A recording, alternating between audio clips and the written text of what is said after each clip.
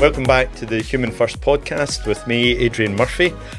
Today I am delighted to be joined by Charalambous brothers, Paul and Chris of Cultar Restaurants.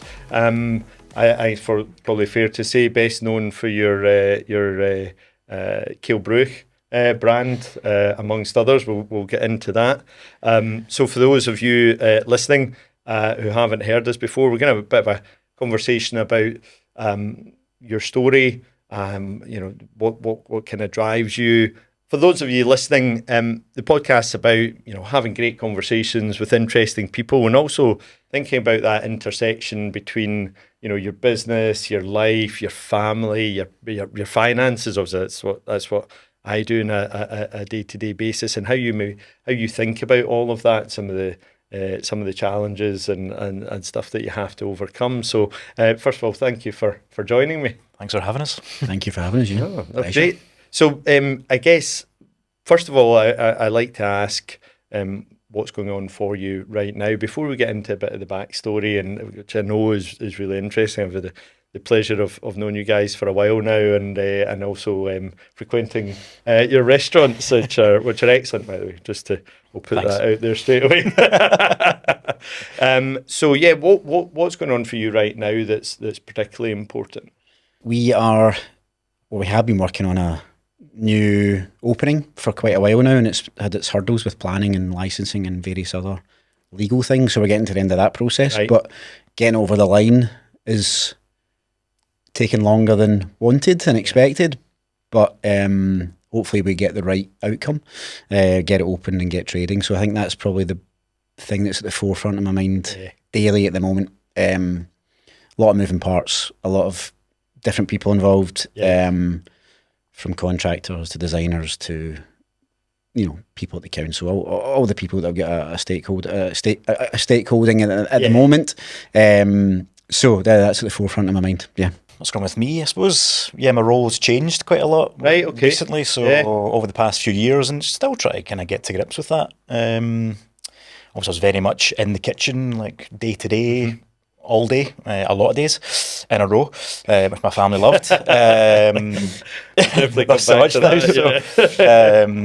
I'm slowly trying to get some of that time back while still navigating business and learning a lot of things that I didn't have to either think about or didn't have to know about. I was so involved with the product and just delivering great food and to our guests. So I think that's probably not a challenge, but it's what I'm finding the most time is spent on now. It's really interesting. We'll come back to that maybe a bit.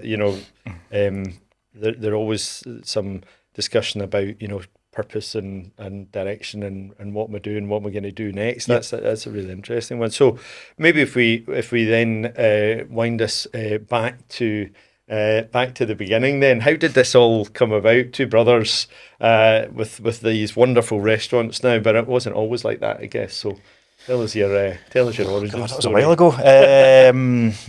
So the original Cail Bruich, well, it started off as a family business. So I was a chef in the kitchen.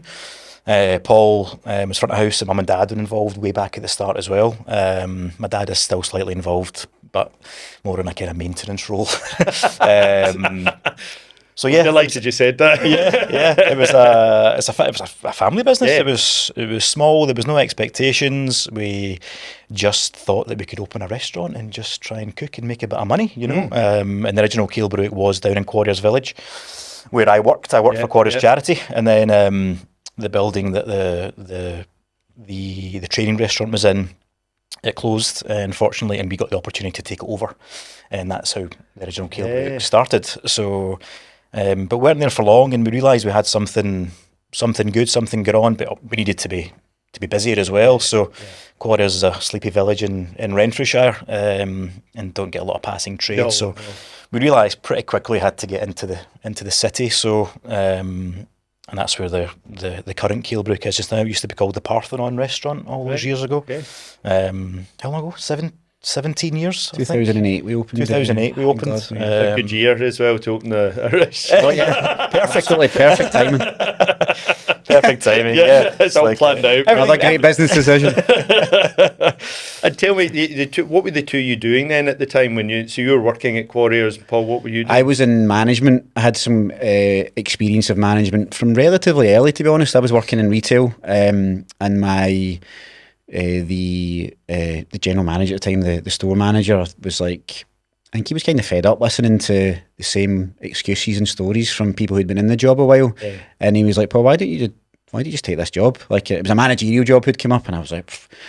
And I think he just wanted somebody who would go after it, you know, and kind of just get stuff done, and just not be so stuck to the rules almost of what was always going on. So that was how the managerial experience came about. And then once the opportunity of the venue came about that Chris had already had experience of, then we just decided to do it together while keeping our jobs at the same time. Right. So we were, it was like a lot of hours, a lot of work, but we felt that it was worth it at the time. Really, that's what it came down to, I think. And that's how it started. I had no previous hospitality experience before that. It was just management. Right. And we worked it out, and we managed to then move from our previous jobs to this new venture. Yeah. It was giving us enough to make the jump. So at this point, you both quit your jobs, and you're still in Quarriers Village with the restaurant. Yeah, yeah, that's correct. And then obviously Cail Bruich in the West End was going really well for us, and we decided that having two venues was just a bit too much at that period of time, and we closed Quarriers down. Can't remember what year it was, maybe 2009. Just to concentrate solely on Cail Bruich, which was definitely the right move. So yeah, I mean, yeah, that's the beginning. Where did the concept for Cail Bruich come from then? Well, the name came from Paul and I having a couple of whiskies. Yep. we used to share a flat together, actually, in Cultar down in Gary Street, and we were saying, what do we call this bloody thing? You know, what do you name this restaurant? You know, and Cail Bruich just came up after a couple of whiskies. Is that on the back of a whiskey bottle? Pretty much, yeah. And I suppose it was kind of born out of, I mean, it was a very traditional restaurant. As I say, it's a family business, and our skills were limited at that time, so we could only cook and serve what we felt comfortable in doing. So it was fish and chips, or a nice smoked salmon course, or a great steak, you know, and simple desserts. And I think that's a lot of good restaurants start, you know. And then as it kind of gradually evolved, and Paul travelled, I travelled, we ate in different restaurants, took inspiration from all over the world, read about different chefs. I thought, okay, let's try this, let's try that, and then it just kind of evolved, and we kept refining. I get bored quite easily, so we kept changing things, much to his annoyance at service. And yeah, I think we just wanted to be better, every day. Yeah. You know, we wanted every day and every week. It's like, okay, how do we make this better? What are the processes? How do we serve that better? How do we make it look better? You know, it's like all these little things, all the details we tend to work on, and we still do to this day. Yeah. You know, we want to be better tomorrow as we were yesterday. You know, it's like, I suppose an old cliche now, but 1% better every day is our kind of goal and our aspirations. Yeah. I guess it's not an easy game to be in, the restaurant game, and if you stand still, you're dead. I guess, you know, because there's always new stuff happening. There's new restaurants open. There's always competition. You know. Yeah, it definitely wasn't a concept that we had thought up and went, let's put this in place. Yeah. It was just an entrepreneurial spirit almost of, let's treat people well in terms of the guests. Hopefully they come back. Yeah. And yeah, Chris had good cooking skills. We found great suppliers who we still use to this day, and I think that little mix just kind of got us going. Yeah. I remember we done a Dragon's Den. I mean, before Dragon's Den was Dragon's Den, we done a pitch to the. Remember? Yeah. The Renfrewshire or Renfrew. Was it the PSYBT? PSYBT. Yeah. Prince's Trust. Youth business right, okay. thing. So we had to do this pitch, and I remember, and we got awarded 15 grand, I think, at the time, which was a massive amount of money. Because there was no backing. We didn't have any backing at all. It was a case of we had this 15 grand to help us buy some kit or, marketing or whatever we used it on. And I remember that, and that story is it was like Dragon's Den, but in Renfrew. I'm sure that's where they got the It was in So there was no Deborah Mean at that panel, unfortunately, but we met some brilliant people who we're still in touch with at the moment from that. And it's just small things like that go your way, I think, maybe, and they just get you going. Mm-hmm. And then we just had a focus on the guest. We really did have a focus on the guest from an early time. It wasn't about us. There wasn't any ego involved from our point of view. It was just a case of let's try and give the guest, make them happy, make them come back. Yeah. And that I think being down there and being out the way of the city was a blessing at the time, to be honest. It let us just make loads of mistakes. We got to know people really well. Like, we got to know their families really well. They were very loyal. And then it allowed us to kind of progress into maybe a better environment in the city, a better business environment in the city, and better chance of success, I guess. Just cutting your teeth where you could afford to make a few mistakes, maybe, exactly. Or you took it on the road. And I'm quite glad Paul touched on the PSYBT there, because I think they're still going. Like, I think it's still a thing, Scottish Enterprise, PSYBT, and looking back now, it was a great tool to help us get started with loads of good advice. There's probably even more knowledge out there just now, but if anybody who's starting out in business, then it's definitely a good first port of call, for sure. Yeah, they were great at the time. Yeah, you do need that. I mean, again, we keep hearing common themes on here, and that help from people, getting the right advice, all that type of thing, and even for that's a great thing if starting out, and I know there's less grants available now. It's definitely a different environment given the economics of it, but there is still help available to you if you can find it. Yeah. So you've now Cail Bruich's up and running. So are you doing all the cooking? You're the head chef at this point, Chris, then? Yeah, I think I was. Yeah, it's a long time ago, but it's head chef and plumber on day-to-day basis. There were different hat you have to wear on that day, because small business, you just have to muck in and do whatever needs done, which was fun.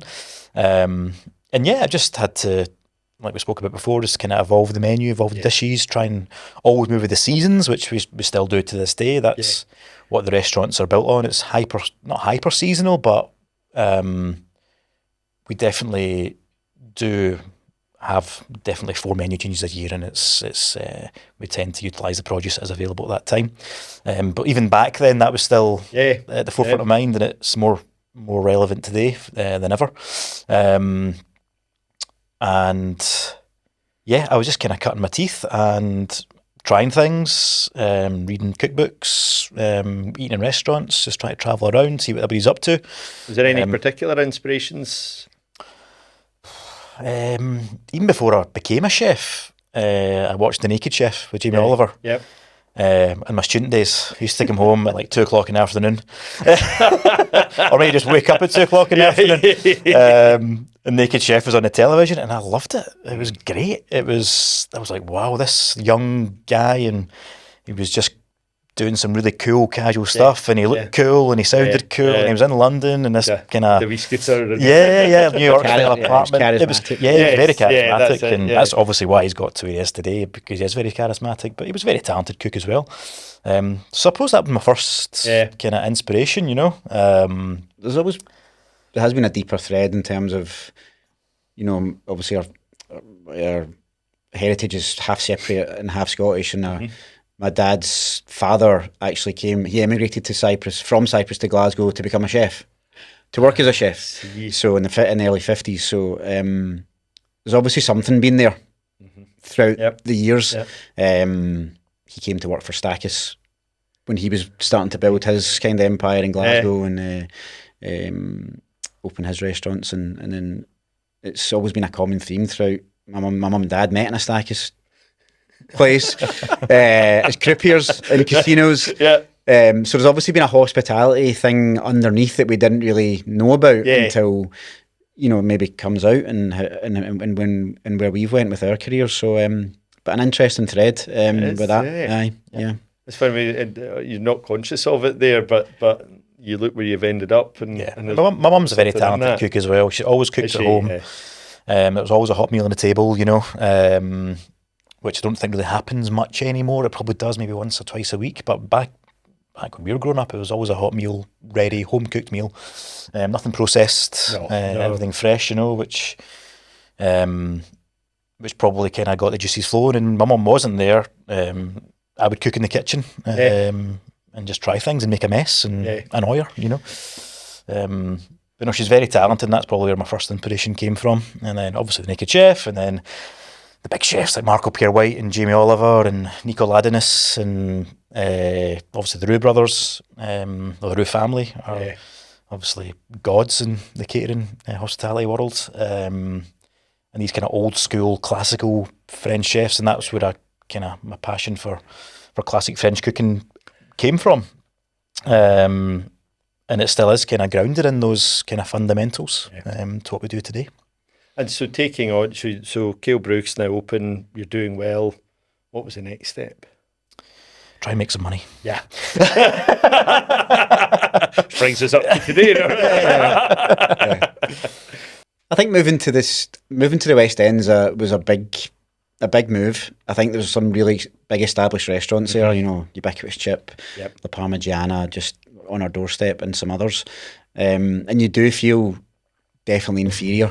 Like, who are these two wee guys that have arrived? Because it was kind of cliquey, actually. It was it wasn't, oh great, there's a new place opening the door. It was like, well, why would I go there and not go to the Chip? So we had to kind of overcome that, and I think that's just a bit of confidence you have to get, and kind of think that, listen to feedback from guests and going, actually, no, people do enjoy what we do.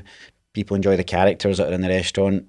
People enjoy getting to know or having a personal relationship with this, not a personal relationship, a relationship with, as regulars, and they know your face and they know your name. There's nothing nicer than walking into a dining room and going, good evening, Mr. or Mrs. So-and-so. So we kind of really focused on that, on the little touches that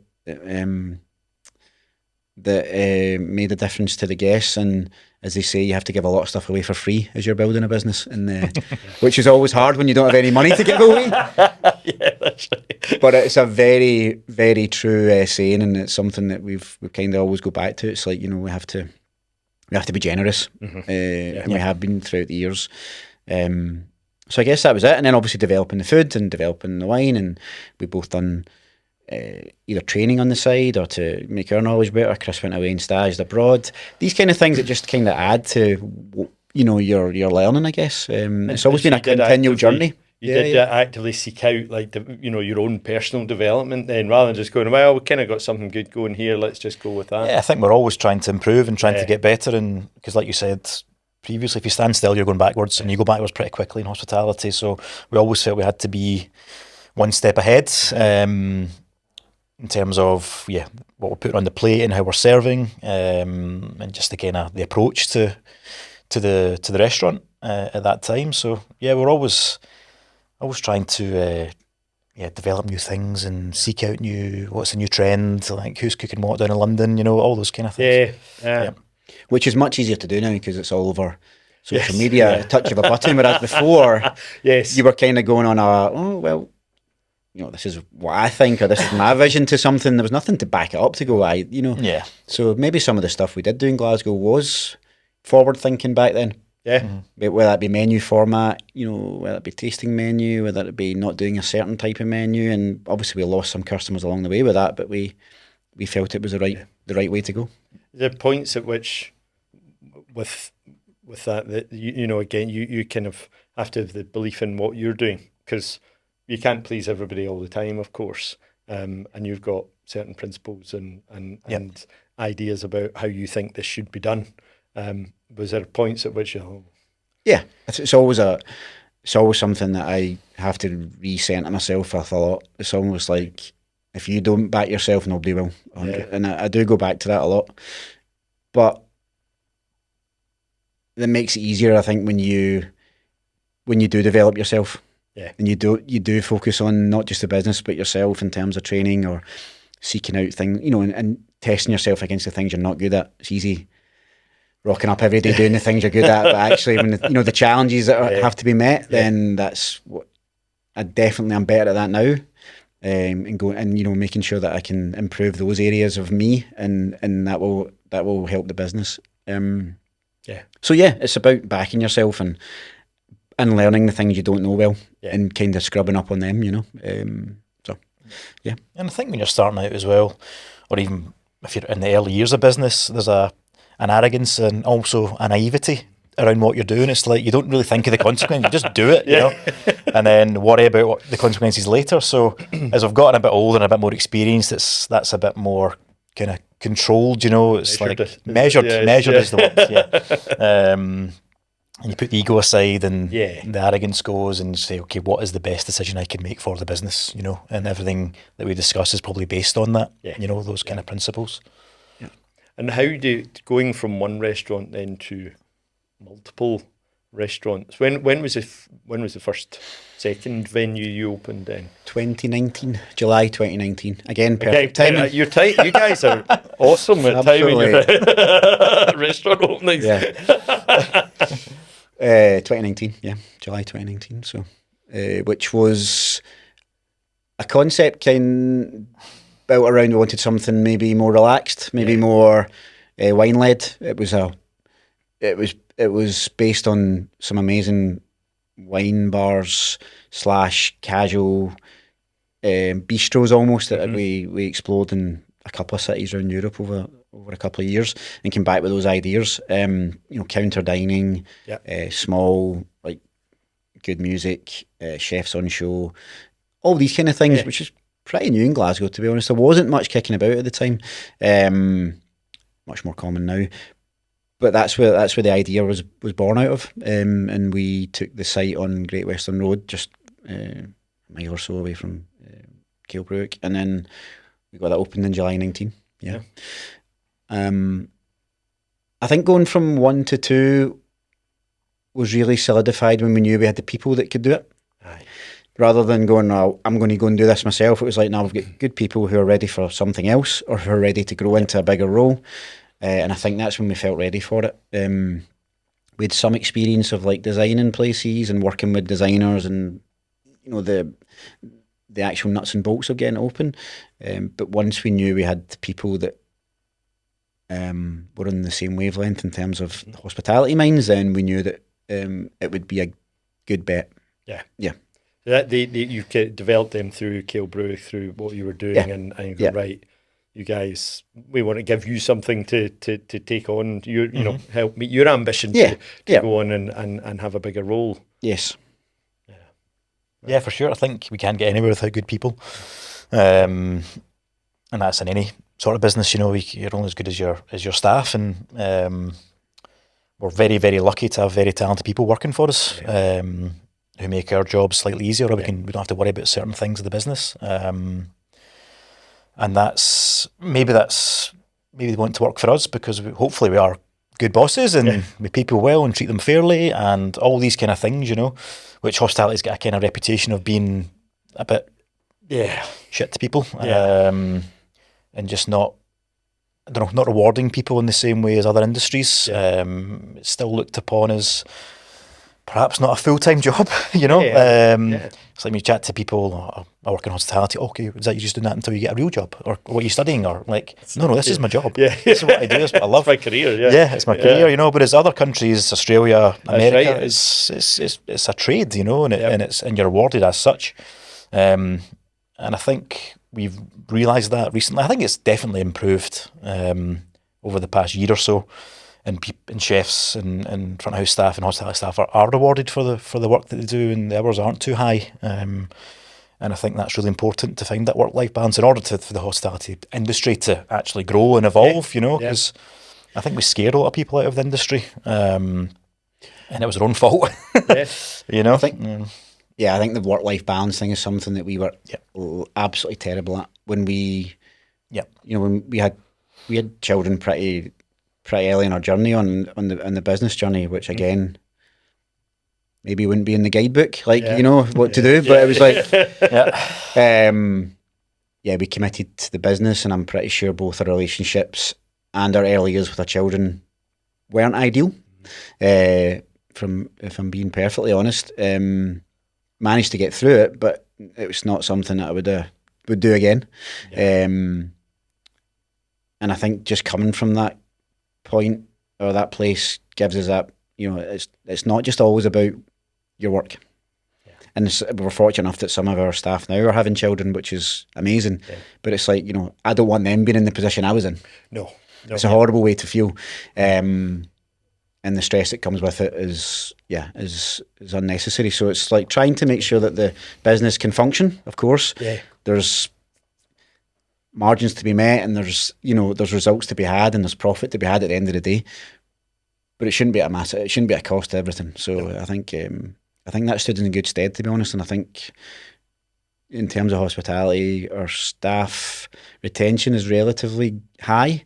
People who've been with us a number of years, which is a good sign, I guess, for doing something correct.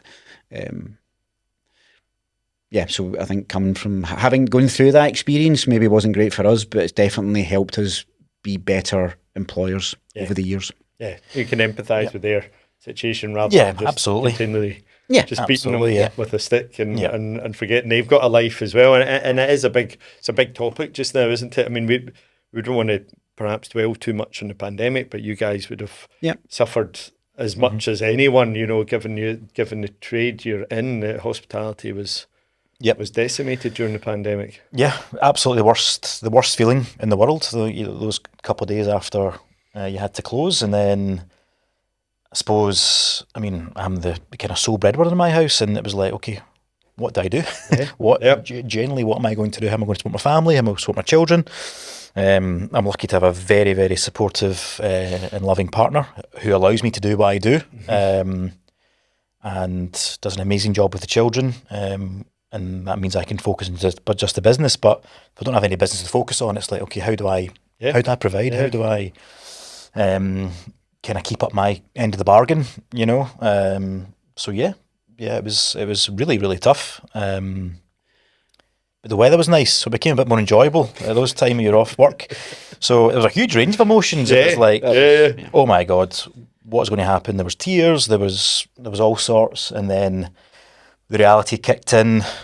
More time at home, more kind of you saw on what you were missing, just by being at the coalface all day, every day, and definitely gave you a different perspective. Not to try and get too philosophical about it, but it certainly gave you a different perspective on life and business and work and family and what's actually important. I think the uncertainty of it was, which got everybody, and everybody was in the same boat. We had no idea what one day to the next was looking like. And obviously Scotland was very tight on restrictions, Glasgow more so than most others.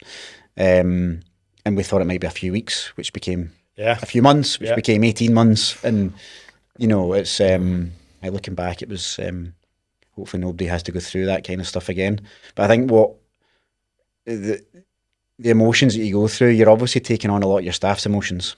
Yeah. Mm-hmm. Which is probably the most difficult thing. It's like you've got 20 people sitting in front of you going, what are we doing here, Paul? And I'm like, I don't know.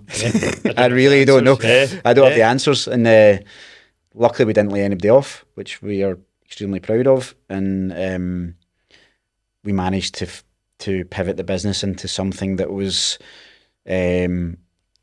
obviously of service to people because they enjoyed it. They continued to trade with us, and they continued to enjoy meals at home and takeaway and all the other things that we done. It was something completely different. Like, in some of the most creative the period we had was during that time, because there was no kind of parameters, So okay, guys, what we cooking this week, and the menu changed every week, and definitely our most creative period was during that lockdown, that first lockdown.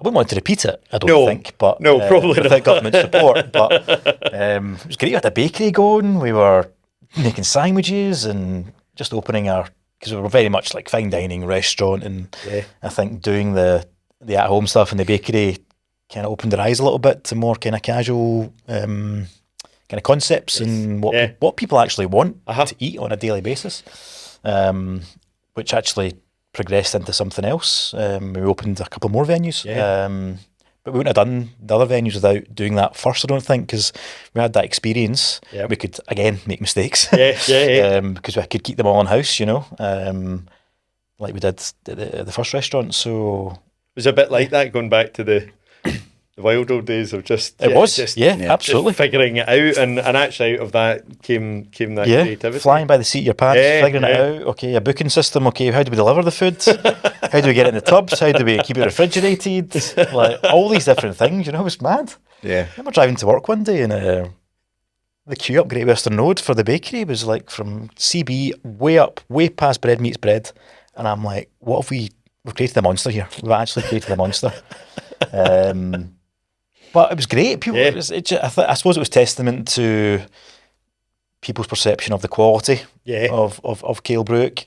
People might not necessarily dine there regularly, but when we offered something a bit different, like, oh, that must be good, or we need to go there and try that. So, don't want to repeat it, but it was fun. So it's great. You to be able to take that adversity and turn it into something positive at the end of the day. Lots of people, I guess, weren't as lucky or didn't have the opportunity to do that. You did, and you've run with it since then. So taking us kind of forward to where we are today, you now have you got Scotland's first Michelin star in 17 years, I think. Is that right enough? Yep, that's right. Yeah. When that was Glasgow's first sorry, 2021. That was 2021. Yeah, that must have been. I'm always curious. This is more personal for me, to be honest. I'm really curious about. Did you set out deliberately to achieve that? I would say no. I think we always cook for the guest, and we cook for how and what we feel is a good night out, is a good restaurant, and loads of elements to that, not just the food, the service, the crockery, all the little things that go with it.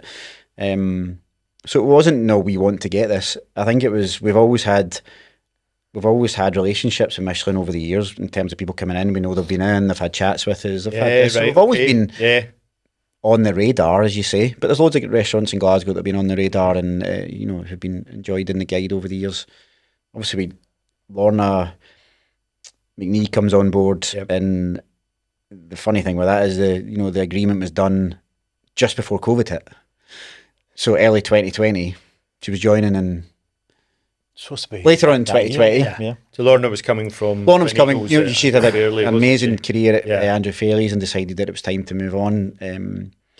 And we then stuck to the plan, which again was okay. Brave. We'll go with that. Stuck to the plan. So she came on board August 2020. And we worked through the COVID restrictions and all the kind of stuff that was over that kind of the next year almost.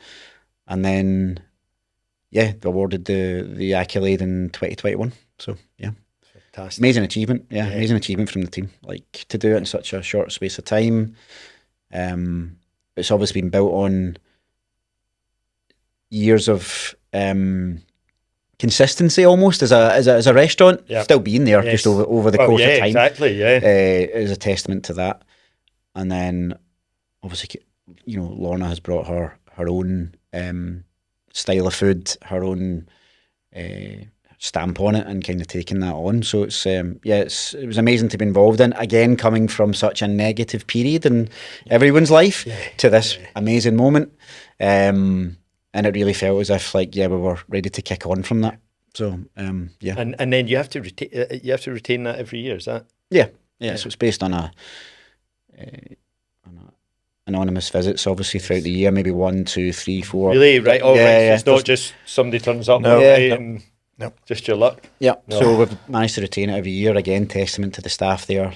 Testament to the consistency that they deliver, which is what it's all about. It's all about consistency, and there's.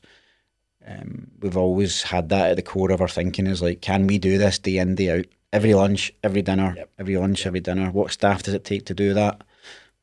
If that's what the road we want to go down, then that's what we have to hit. Yeah. Fantastic. So from coming from more of the kitchen side, Chris, how did you see a difference with Lorna perhaps other people you work with, or even how you even approached it yourself? We'd actually been chatting kind of on and off about bringing her on board.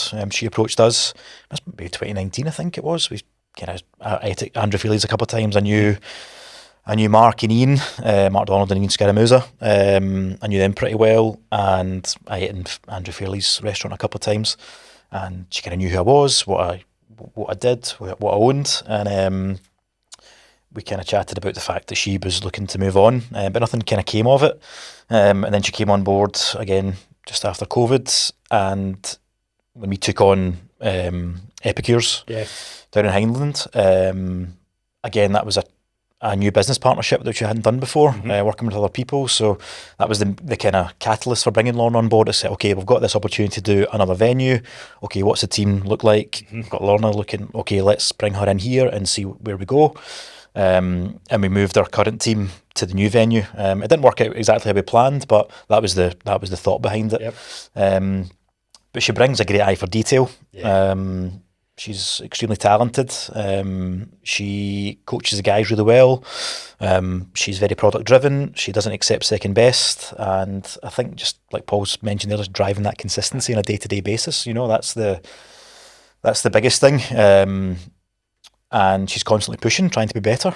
Again, she's looking at other chefs for inspiration, and she always wants to make the restaurant better, to make the team better, and more importantly, make herself better as well. So yeah, no, it's a joy. It's a joy to work with the team at CB, like having guys operate at that level, and just having that level of professionalism, and you don't have to worry about the kind of nuts and bolts of it. You know, it's like it's all taken care of. I mean, it's for anyone who hasn't tried it, it's a absolutely brilliant experience. You know, from the moment you walk in the door, that's something like, because I think about process in our own business and customer experience and things like that, and when you go in there, and it is just from the moment you walk in right through the evening, you get that lovely you get hours to spend there, and it's such a great place to go with family, and and then the consistency. I might need to get you mentioned even down to your plates and stuff. My wife's a big fan of the earthenware. Lift it up. You get your supplier. If you missed a couple of things, really sorry about that. Yeah. We've had some crockery go missing over the years. I'm sure we had 12 of those. But yeah, you do notice that it is from perhaps just going to maybe more casual dining and stuff like that. So it is a real testament to that eye for detail and that discipline, I guess, which you have to have in a kitchen. Yeah. So you've now built up this restaurant group, as you know. So going from one venue to two venue to multiple venues, how does that again? Is that different from going from one to two to suddenly more people, more property, more kitchens, more everything? Yeah. More moving parts, I suppose, and more things to deal with, kind of managerial, which we're kind of learning how to do, and we're getting much better at it. But we went from one to three venues relatively quickly. We had Cail Bruich, then we opened Brett, and then we had Epicures as well. So the jump from one to three was challenging. We did have a good support network and different people to kind of lean on, and we had great people in the right places to kind of make that transition a little bit easier. I think when I look back, one of the things that I really needs to be highlighted is people have joined us at the right time. Or I think we've known when we've taken it as far as we can in a certain thing, and we need to look for somebody who's got better skills than us. And I'm quite comfortable with that. I am I don't let that stand in my way of the thinking. It's like, oh no, I can do that myself. Or no, I'll take care of that. It's like, if somebody can do it better than me, then I'd like to find them, on a certain thing or a certain set of skills. Right, So I think we've done well. I think people have came along at the right time for us, whether that be in the kitchen side or in the managerial side. And that's allowed us to definitely grow from one restaurant to the two to the three. People have then grown into those roles. Some are ops roles, some are chef direction roles. You're really taking over the food element to it, and really taking that the way that we're all aligned. Obviously, chefs bring their own style with them, which is great, and I think that's what does set us out apart in the city. Is they are individual restaurants with a real unique style in them, but going through them all is a real, get really joined up customer service systems. We've got touches that we do in all the restaurants. We've got real similarities in them all that people are comfortable with as a guest, that they can go from one to the other knowing that they're going to get a similar experience. And quality of food and consistency again goes back to that. So I think it's if you can have that thread of, like you say, quality, and we were chatting earlier about some of the team that are in a couple of different restaurants and just how good they are. I mean, to the point where you remember them distinctly. And it doesn't matter which restaurant, and that's a real testament to that commitment to quality and consistency and a good experience for your guests, as you say. Yeah, Brit especially. I mean, Colin Anderson, who's our chef director there, was an incredible chef, very, very talented, and funnily enough, he did work at the original Cail Bruich all those years ago for a short period of time, and then went to travel abroad and came back, and we've eventually connected again, and the relationship working well. But again, he's the chef director, he's the guy who's leading the kitchen team, and it wouldn't have the success or the accolades or the kind of the publicity that it has surrounding without him. And obviously Lauren heading up the front house team there as well. Worked at Cail Bruich for a while, and again a bit of succession planning. It's like moved from Cail Bruich, felt she had her time there, was going to leave, eventually brought her back in, and she is just taking that role and run with it, So and then moving on to Shuck, the news kind of venue. I'm taking on the kind of majority of the kind of food direction there. Again, great support from the senior team and George and Sandeep. Again, George worked with me for 5 years now, and just a great guy to bounce off. So, and Josh, who's heading up the dining room there, worked at Cail Bruich for how many years? Was it maybe 3 years, something like that? He's been with us a long time, So for us, that's the kind of ultimate satisfaction, It's just like the guys who you've employed are now going on to do better things, and he's buying a house and he's doing this and he's getting married, and you're just like, it's great, you're just joining them in the journey, So that's one of the kind of wholesome moments, in hospitality. I think like it goes from a family restaurant, as in family, brothers and sisters, mums and dads, to actually a wider family now, and going, actually these people have been with us for a number of years. We know them personally. We know their families personally. We're seeing them having families, but we can actually give them roles that they can progress into, which is a real part of the joy for me, to be honest. In terms of take away the financial side of it, and having 1, 2, or 3 venues, the actual people behind it are what make it all worthwhile. And it's interesting actually, because if you strip back what it is that you do as a restaurant business. There's a lot of stuff that you probably had to learn in there, likes of, you're saying about Colin and Lorna, and, the delegation, the ability to let go. Over the years, is that something you had to kind of, especially as a chef, I suppose? Yeah, of course. Cail Bruich was the baby, It's like been there a long time, and stood at the stove for a long number of years and done lots of hours and sacrificed a lot of things, and to hand the reins over to somebody else was tough, it was tricky, but I knew I was giving it to somebody who could do it probably better than I could,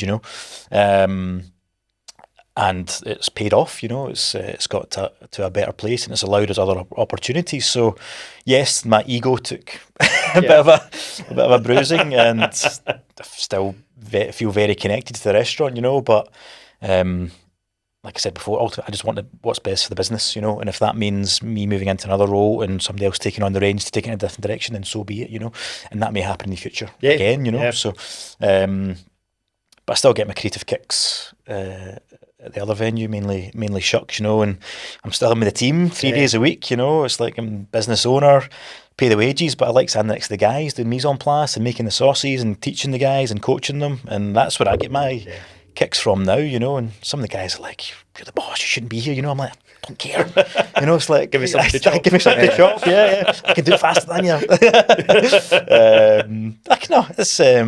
That's the part of the job that I really enjoyed. Managerial side of things is okay. I think Paul is much better at it than I am, and I'll happily admit that. But I still like to keep my hand in creatively with just working alongside the teams. It's great fun. That's brilliant. And then I guess the next question is, how do you find the dynamic working together as brothers, and especially working for this length of time as brothers? You still seem to like each other. We do. Yeah, it has its moments. It's had its moments over the years, I think that would be... Yeah. Maybe you go. See what he says first. I mean, I think working with someone you trust complicitly is a real brilliant feeling. He's looking out for you, looking out for the business, looking out for your back. Won't have a bad word said against me and vice versa. And these things are so important. And we've stood the test of time, I guess, nearly 20 years. Both had kids along the way, which then pulls you even further away from or less time. So I'm proud of that. Yeah, I have to say I'm proud of that. I think on the negative side, we probably spend a lot of time together, which means we don't maybe appreciate time with each other as in doing stuff. Which I kind of,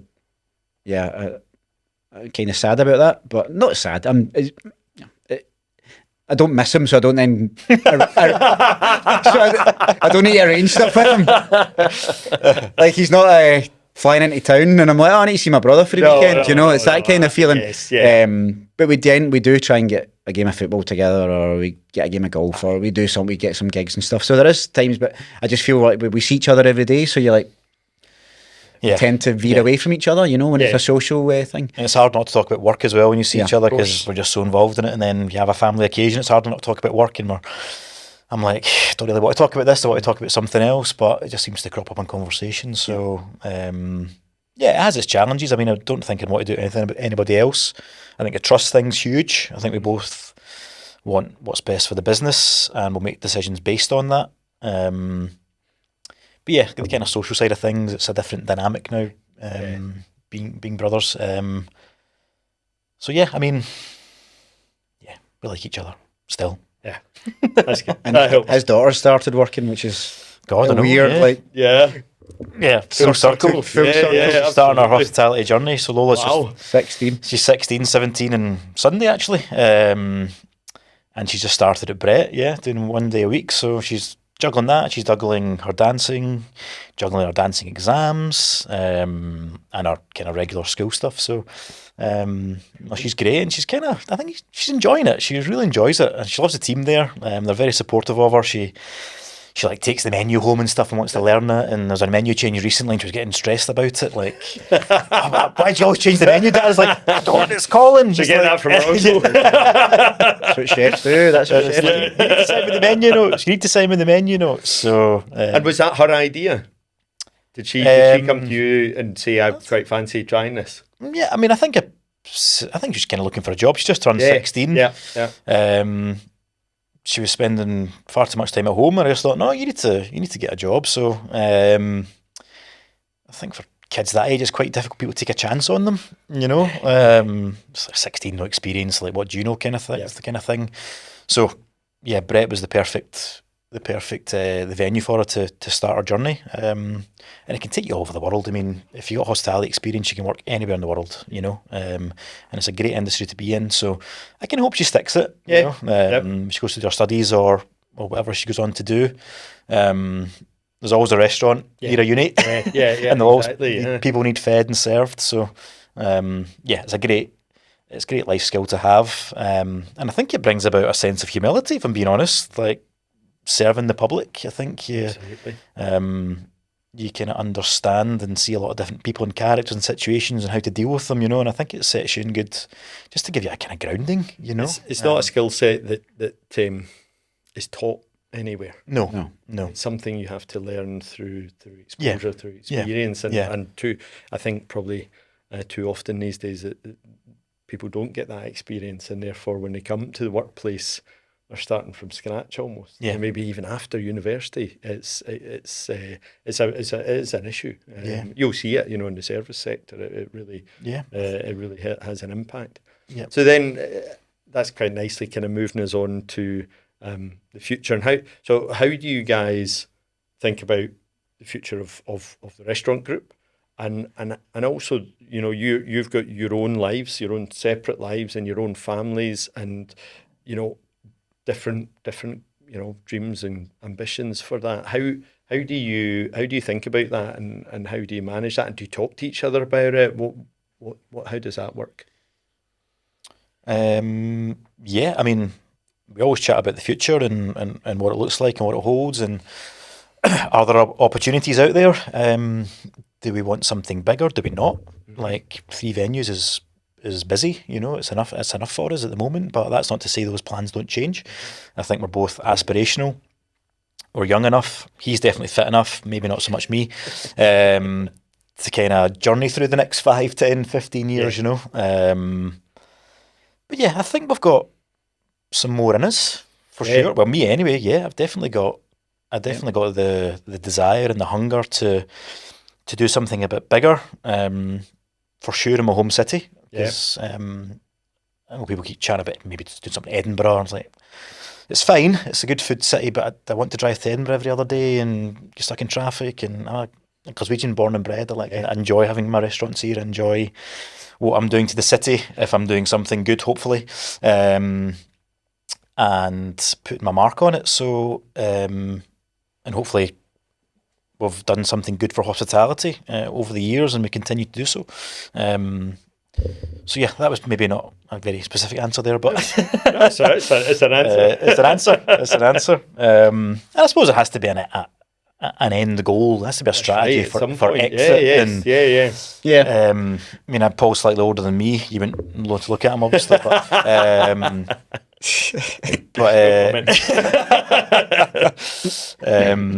yeah, kind of chatting about what does, not retirement, but like, when do you get to the point where you're doing a lot less, and still having the financial security of the businesses, So what that looks like, I'm not quite sure, but yeah. I think obviously the volatility of hospitality is something that is difficult to deal with. Even if busy restaurants, margins can be tight, razor thin, and you're like, well, can I sustain this for the next?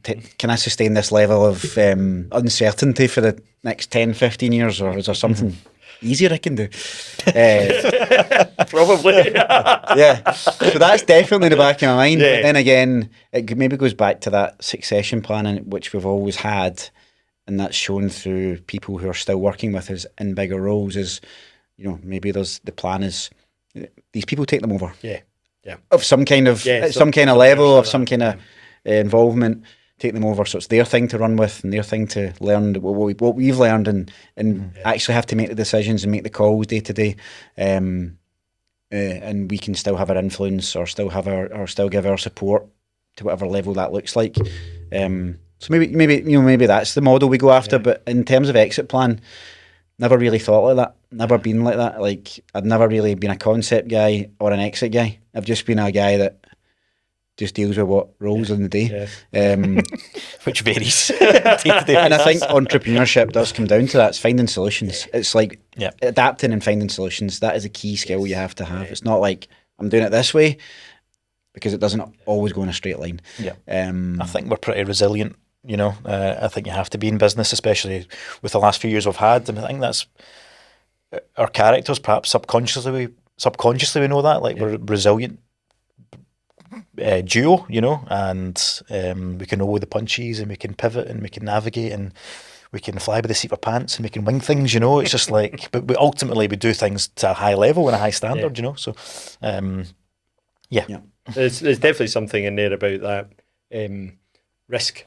You taking risks all your days, and actually, right to today. But at some point, is there a rebalancing of your rebalancing of your portfolio, where you go, right, well, we still love what we do and we want to keep doing the bits of it that we love, but maybe it's time to to secure Yeah. some of the future, Yeah. you know, without being totally exposed to the volatility and the razor thin margins and who knows what comes down the road. Yeah. I think that's definitely something in my thinking, and the time as well, the balance of time, which we can't get back. No. And I think over the last few years, I've definitely worked through that about the things I enjoy doing. I want to make sure I've got time for them, time for my family, you know, teenage daughter and a younger one, and want to see them enjoying the stuff that they should be enjoying.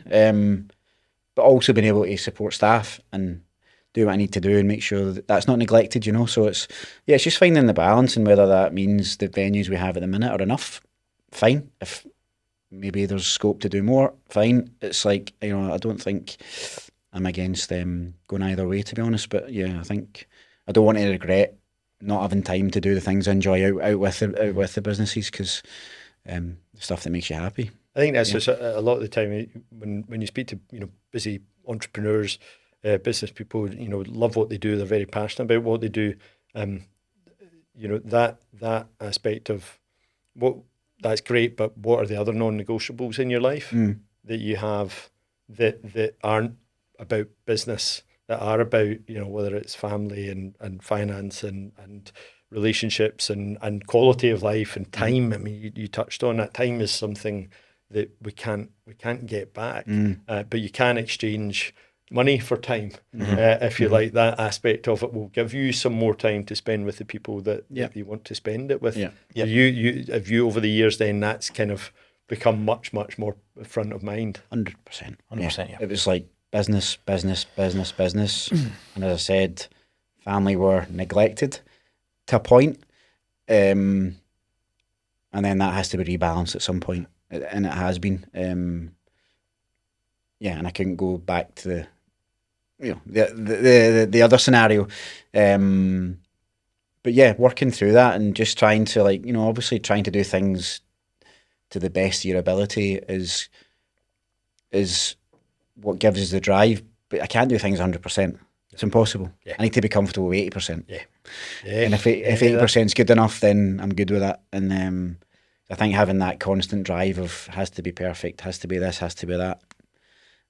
I think it's unrealistic for me, and to enjoy the things out with the work as well. So, definitely more comfortable with that now. Definitely more comfortable with that, which is good. And, obviously enjoy keeping fit and eating well and all the things that kind of make me then perform better at work. So it is that holistic circle that I need to stick balance. to. You've got to have balance. It can't all be one way or the other. No. You know, particularly, I mean, chefs are probably one of the worst culprits, or historically, where if you read any of the books from some of the early days, it's just madness. Yeah. They can survive almost like that. No. I don't think those. I'm kind of hoping those kitchens don't really exist anymore, but they're probably few and far between. But yeah, like Paul said, work-life balance is key, and just family time for me at the moment. It's got a young son who's just turned 6, and I just love spending time with him. It's just great fun. And enjoys the things that I enjoyed doing when I was a kid, like cycling and climbing and football, and try to get him into golf, but he's not quite taking it yet. That's to his mother's pleasure. But yeah, you can't get that time back, and that's a massive realisation over the past few years. But we still work hard when we are on shift, you know. We put a lot in the background, maybe more than people actually see or notice. Stuff at home, working from home late at night, whatever it may be. But we're kind of juggling when to do the work and how much to do of it and when you can get the time, so you can kind of utilise the family time a lot more, you know. So yeah, that's probably non-negotiable going forward. If I was to do something in the future, the first question would be, am I going to sacrifice family time or something in my life? And if the answer is yes, then I'm probably not going to do it. That's brilliant. You know, that it's something that I always encourage people to do is, what's the context for the decision that you're going to make in your business? But not just what's the business context. What's the context in the terms of your life? Yeah, the human context, I guess. This is it, exactly. The trade-off, isn't it? The trade-off, Human right? trade-off. What are you willing to sacrifice, and what are you not? Those non-negotiables, and then every decision can be made through that lens. Yeah. And I suppose that decision is not definitive. Like, that's how I'm feeling now. Yeah. In 5 years' time, when the kids have maybe at university or they've moved abroad, something like that, and I do have more time, then I go, okay, yeah, let's do something. Let's go for it. I've got more time to give in terms of work. So yeah, that's how my mind's feeling at the moment. But that's not to say that doesn't change. And that's why we ask, what's important just now, Mm-hmm. because what's important right now isn't going to be Exactly, necessarily yeah. what's important, because everything changes. Yeah. So I guess for everybody listening, they can find you guys online. They can.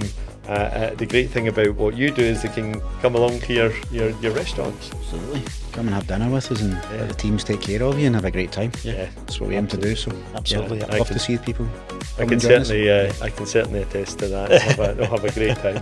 Thank you guys. It's been brilliant. Great. Cheers. Thanks, Adrian. Thanks for having us on. Appreciate it. Thank you very much. Cheers.